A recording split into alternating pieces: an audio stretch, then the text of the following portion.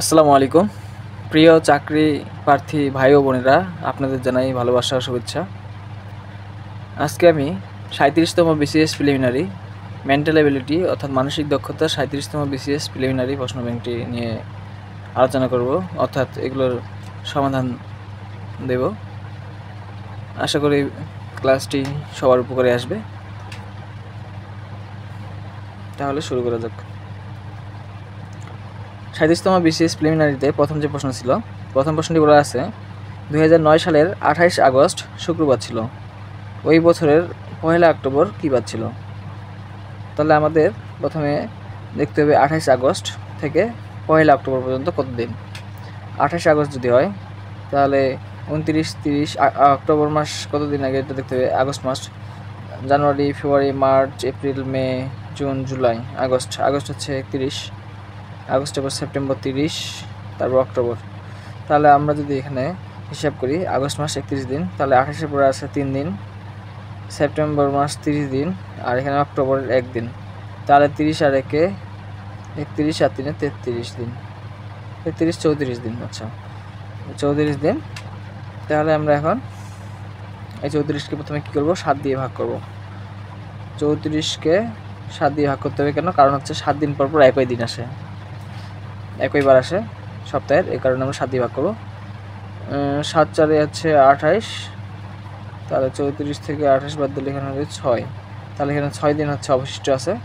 তাহলে আরেক দিন হলে ৭ দিন হয়তো, যেহেতু হচ্ছে তাহলে ২৮ আগস্ট হচ্ছে শুক্রবার। এখানে 4টা সপ্তাহ মেলার পর ৬ দিন বাড়তি আছে, অর্থাৎ আরেক দিন হলে আবার শুক্রবার হতো। যেহেতু একদিন কম আছে তাহলে এই দিনটি হবে ১ বিয়োগ করবো আমরা। একদিন বিয়োগ করলে শুক্রবার থেকে ১ বাদ দিলে হচ্ছে বৃহস্পতিবার। এই কারণে আমাদের এই ১ নম্বরের অ্যান্সার হচ্ছে খ, বৃহস্পতিবার। এরপরে আমরা যদি ২ নম্বরটা দেখি, বলছে যে কোনটি অগ্নির সমার্থক শব্দ নয়? এখানে বলছে পাবক। পাবক মানে আসলে অগ্নি বা আগুন। বহি মানে অগ্নি বা আগুন। হুতাশন মানে অগ্নি বা আগুন। প্রজ্বলিত মানে হচ্ছে জ্বালানো বোঝাচ্ছে, জল করা, কিন্তু এটা হচ্ছে আগুন বোঝাচ্ছে না, আলো বোঝাচ্ছে। আচ্ছা, তাহলে এখানে হচ্ছে প্রজ্বলিত হবে অ্যান্সার। তারপর বলছে দ্বিতীয় বৃত্তের মধ্যে সঠিক সংখ্যাটি কত হবে? এখানে আমরা এর আগের দিন একই অঙ্ক দেখছিলাম ২০৩৬তম বিসিএসে বা ৩৫তম বিসিএসে মনে হয়েছিল। একই টেকনিকে এই অঙ্কটি করবো। ৮১ ভাগ হচ্ছে ৯, তাহলে হবে অ্যান্সার ৯। এখানে ৫৬ ভাগ হচ্ছে ৭, তাহলে হবে ৮। ৯ থেকে ৮ বাদ দিলে আমাদের বিয়োগফল ১। পরেরটা যদি আমরা দেখি ৩৬কে ৯ দিয়ে ভাগ করলে হবে কত? ৪। ২৭কে ৯ দিয়ে ভাগ করলে হবে ৩। ৪ থেকে ৩ বাদ দিলে ১। তাহলে এটা আমরা একইভাবে বের করবো। ৩৬কে আমরা ৩ দিয়ে ভাগ করবো, তাহলে হবে ১২। তারপর আমরা ২৭কে ভাগ করবো ৯ দিয়ে, তাহলে হবে ৩। ১২ থেকে ৩ বাদ দিলে আমাদের বিয়োগফল হবে ৯। তাহলে এখানকার অ্যান্সার হচ্ছে আমাদের ৯। এরপরের প্রশ্নটা যদি আমরা দেখি ৪ নম্বর, এখানে বলছে ৫-এর কত শতাংশ ৭ হবে? ৫-এর আমরা ধরি ১%, এটা হচ্ছে সমান ৭ হবে। তাহলে আমরা বের করবো 5 x/100 7। আচ্ছা, তাহলে এখানে x এর মানটা কীভাবে পাবো? x এর মানটা কোনাকুনি গুণগুলো হবে ৭০০ আর গুণ, আর ৫টা এই পাশে ভাগ হয়ে যাবে। ৫ একে ৫, ২ শূন্য, ৫ ৪-এ ২০, ০ ১৪০। তাহলে আমাদের অ্যান্সার হচ্ছে ঘ, ১৪০। তারপর বলছে কোনো নৌকাকে বেশি গতিতে চালাতে হবে, বৈঠা ব্যবহার করতে হবে কোন দিকে? আমরা জানি কোনো একটি নৌকাকে বেশি দিকে চালাতে হলে তার বিপরীত দিকে নৌকা বইতে হবে, অর্থাৎ আমরা যদি সামনের দিকে নৌকাটি নিয়ে যাই এদিকে ডান দিকে, তাহলে আমাদের বৈঠা হবে থাকবে পিছনের দিকে, আমাদের পানির ধাক্কা দিতে হবে, তাহলে সামনের দিকে যাবে। অর্থাৎ বেশি গতিতে যদি আমরা আরও চালাতে চাই নৌকাটি, তাহলে আমাদের আরও বেশি গতিতে পিছনের দিকে ধাক্কা দিতে হবে, তাহলে আমাদের এটা হচ্ছে পিছনে। তা বলছে টেলিফোন হচ্ছে কেবল, রেডিও কী হবে?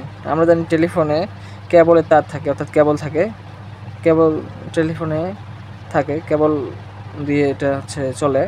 আর রেডিও হচ্ছে ওয়্যারলেস, মানে এখানে কোনো তার থাকে না, তাহলে এটা অ্যান্সার হবে ওয়্যারলেস।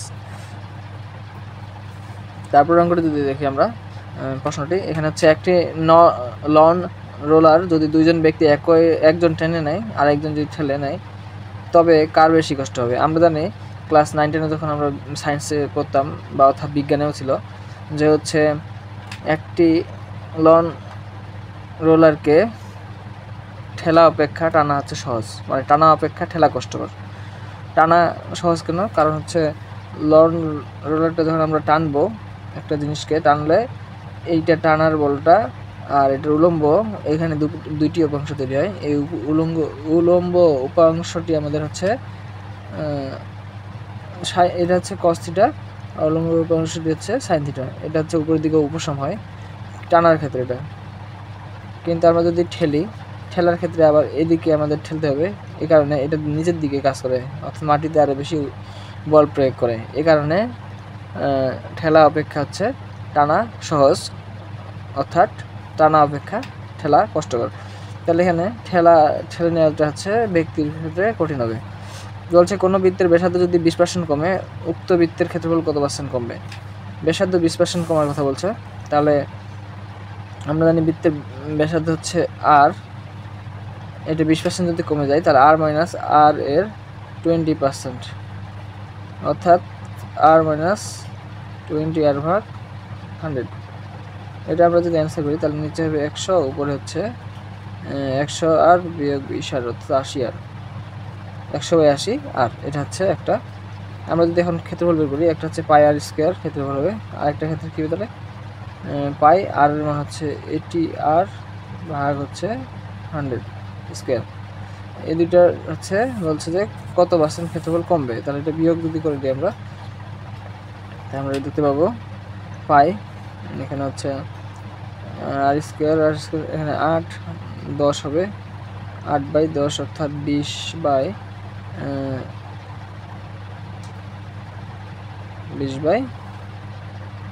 আচ্ছা 8/10 আমরা এখানে 8/10 থাকলো। এখানে হচ্ছে পাই আর স্কোয়ার মাইনাস পাই 8 স্কোয়ার হচ্ছে 64, নিচে হচ্ছে 100 স্কোয়ার করলে।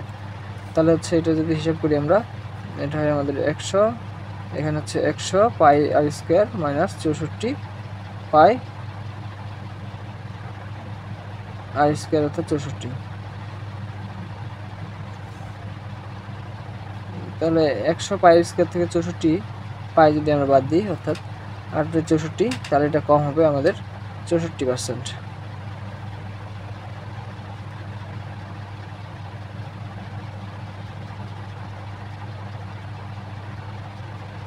তাহলে আমাদের এটা কমবে শতকরা হচ্ছে 64%। 64% এখানে হচ্ছে আমরা 100 থেকে যদি 64 বাদ দিই, আচ্ছা 100 থেকে আমরা যদি 64 বাদ দিই এখানে পাই, এটা হচ্ছে 100, তাহলে 100 থেকে 64 বাদ দিলে আমাদের হচ্ছে 36/100, 36/100কে আমরা লিখতে পারি 36%। তাহলে আমাদের এটা হচ্ছে 36%। কোন বানানটি শুদ্ধ? এখানে আমাদের দেখতে হবে কোন বানানটি শুদ্ধ, বানানগুলো করতে হবে। অ্যাচিভমেন্ট বানানটা ACHIEVEMENT, অ্যাচিভমেন্ট। তারপরে প্রশ্নটা বলা আছে যে if loyal is coded as জোয়াল then prawn is coded as, কী হবে? এটা আমরা কীভাবে বের করবো? আমাদের দেখতে হবে এখানে এই দুইটার মধ্যে আগে তুলনা করতে হবে। এখানে ও আছে, এখানে ও আছে, মিলে গেছে, এখানে এ আছে, এখানে এ আছে, অর্থাৎ জোড় সংখ্যাগুলো ঠিক আছে কিন্তু বেজোড় সংখ্যাগুলো ওলটপালট। তাহলে আমাদের এটার ক্ষেত্রে জোড় সংখ্যাগুলো ঠিক থাকবে, অর্থাৎ আর এন ঠিক থাকবে, যে আর এন এটা ঠিক নেই, তাহলে এটা অ্যান্সার হবে না। তাহলে আমাদের এই তিনটার মধ্যে একটা অ্যান্সার হবে। আমাদের দেখতে হবে কোনটা হচ্ছে, আমরা পিছন থেকে অথবা সামনে থেকে দেখতে পারি। এটা যদি দেখি, এটা হচ্ছে জে, এখানে ছিল এল, জে এর পর কি, জে এর পর হচ্ছে কে, তারপর এল। তাহলে এল থেকে আগে কে আসছে, তার আগের ওয়ার্ড জে। এখানে তাহলে পি এর আগে কী হবে, ও এর আগে কী হবে, এন ও পি, তাহলে এখানে এন হবে। তাহলে প্রথমে এন আছে কোনটাতে, এটাতে নাই, তাহলে এটা আর এটা অ্যান্সার হওয়ার সম্ভাবনা আছে। তারপর আমরা মিলাবো লাস্টে, শেষে এখানে হচ্ছে এম আছে, এটা ডি আর এটা সি আছে। তাহলে লাস্টেরটা আমরা যদি মিলাই, লাস্টেরটা এখানে আছে হচ্ছে ই, এই থেকে দুইটা যদি বাদ দিই আমরা সি ডি ই, ডি বাদ ই, তাহলে এখানে সি হবে অ্যান্সার। তাহলে হচ্ছে এটা যদি আমি ব্যাখ্যা করি, P R O N E, এখানে আর এন থাকে যাবে, ঠিক আছে, আর এন। আমাদের এই যে এই সাইডগুলো ঠিক করতে হবে। আমরা যদি এখানে ই আছে, আমাদের এটা দুইটা করে কমতো, এখানে এল, এখানে জে এর পর কে এল, তাহলে এখানে ইয়া হবে আমাদের হচ্ছে সি ডি ই। তাহলে ই যেহেতু আছে, ই এর দুই বামে যাব, যেমন এখানে ছিল জে কে এল, যে এল আসছিল জে থেকে এল, এখানে জে এখানে এল, তাহলে এখানে সি, এখানে হচ্ছে ই, তাহলে ই এর জায়গায় এখানে হবে সি। এখানে যদি সি হয়, সি শুধুমাত্র শেষে একটাই আছে, তাহলে অ্যান্সার হবে ঘ। এখানে বলছে বিভা হচ্ছে কিরণ, সুবলিত, তাহলে কী হবে? বিভা মানে হচ্ছে কিরণ বা আলো, তাহলে সুবলিত বলতে বোঝাচ্ছে যার বল আছে, সুগঠিত যার শরীর। তারপর এটা গুণ দেয়া আছে একটা, এখানে হচ্ছে 0.4 0.02, আমরা এই গুণটা কীভাবে করব দেখি। এখানে দেখবো আমরা দশমিকের উপর একটা, এখানে দুইটা, এখানে দুইটা, তাহলে 2 2 4 আর একটা 5টা, দশমিকের 5টা কিছু হবে, এখানে দশমিক নিলাম 5টা কিছু, এখানে 8 দিয়ে 16, 16 তারে আমরা যদি গুণ করি 16 তারে 64 হবে, কিন্তু এখানে 8 মানে 5টা ঘর হবে, অর্থাৎ 1 2 3 4 5, 5টা পরে দশমিক হবে, অর্থাৎ 00064, আমাদের অ্যান্সার হবে এটা।